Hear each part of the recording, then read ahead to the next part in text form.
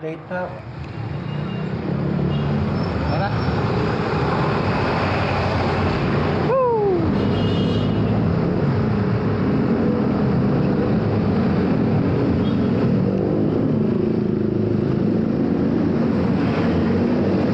May dashcam kayo, di ba?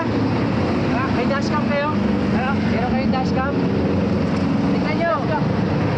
Hindi, tinanggal din ako. Ang layo na kinata, hindi naramdaman ng tatay. Ano sabi?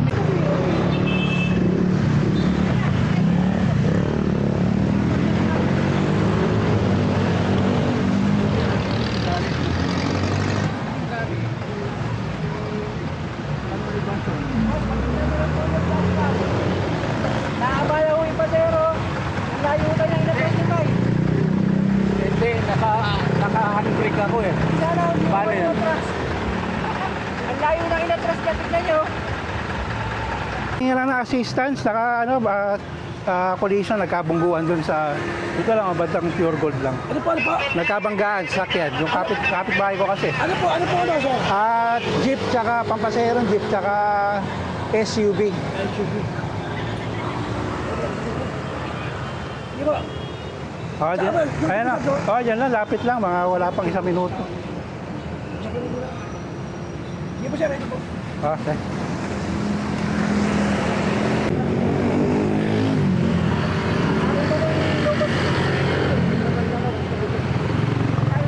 Niya, totoo lang.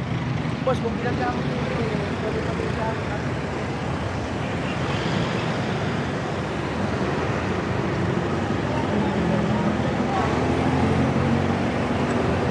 Tropa.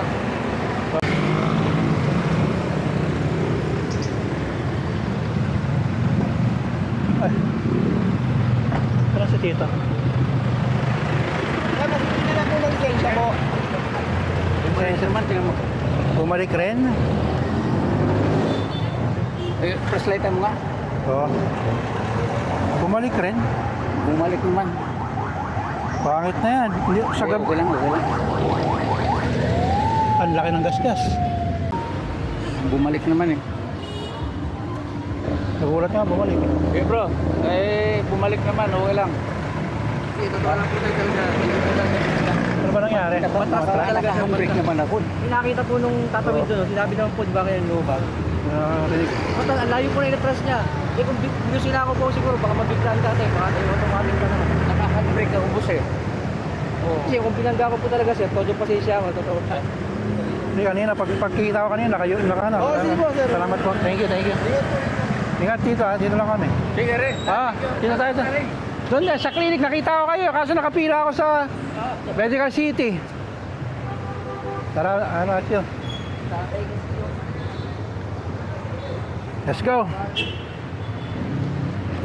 Hindi, kala ko talaga bangga eh. Dahil lubog eh, di ba? Nakita mo naman, lubog eh. Kasi kung maliit lang yun, mabayaan ko na yun. Malaki yung